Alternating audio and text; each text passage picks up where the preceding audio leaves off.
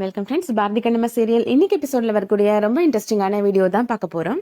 வீடியோவை பார்க்கறதுக்கு முன்னாடி நம்ம சேனலை இன்னும் சப்ஸ்கிரைப் பண்ணலைன்னா சப்ஸ்கிரைப் பண்ணிட்டு பெல் ஐக்கானை கிளிக் பண்ணிக்கோங்க.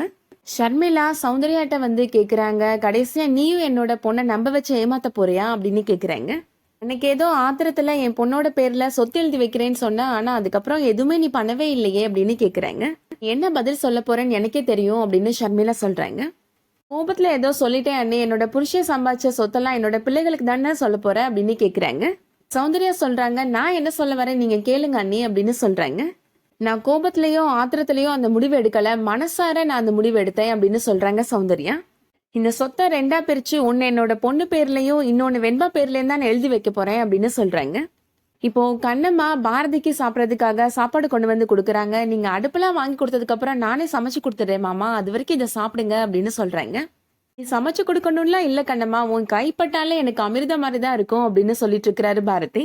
பாரதி இப்போ சாப்பிட போறாரு. சௌந்தர்யா வந்து வேகமா தட்டி விட்டுறாங்க.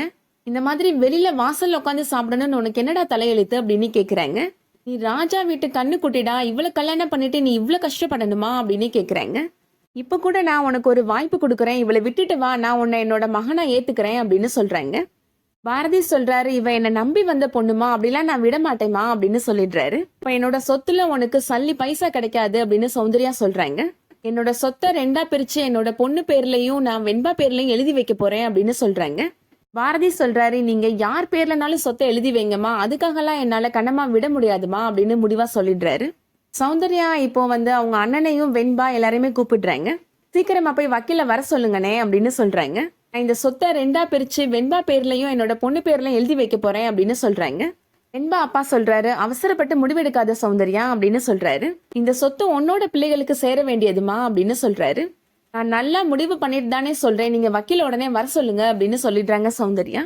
இதுக்கிடையில கண்ணம்மா இப்போ பாரதிட்ட ரொம்ப ஃபீல் பண்ணி பேசிட்டு இருக்கிறாங்க. என்ன கல்யாணம் பண்ணிக்கிட்டதுனால தானே உங்களுக்கு கிடைக்க வேண்டிய சொத்து கிடைக்காம போயிடுச்சு அப்படின்னு சொல்றாங்க.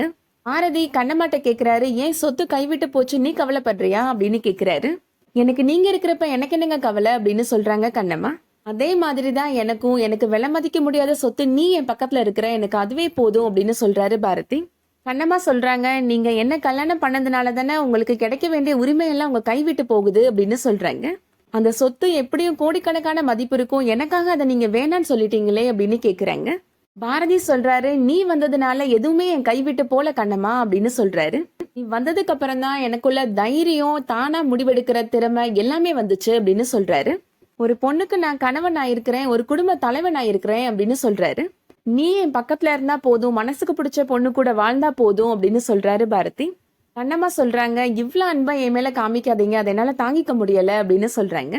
பாரதி சொல்றாரு, நான் இன்னும் உன் மேல அன்பு காட்டவே ஆரம்பிக்கலையே அப்படின்னு சொல்றாரு. நீ என் தங்கம், வைரம், வைடூரியம் எல்லாமே நீதான் அப்படின்னு சொல்றாரு. அதோட இன்னைக்கான எபிசோட் முடியுது. இந்த வீடியோ பிடிச்சிருந்துச்சுன்னா லைக் பண்ணிக்கோங்க. சீரியல் அப்டேட்ஸ்க்கு நம்ம சேனலை சப்ஸ்கிரைப் பண்ணிக்கோங்க. தேங்க்ஸ் ஃபார் வாட்சிங்.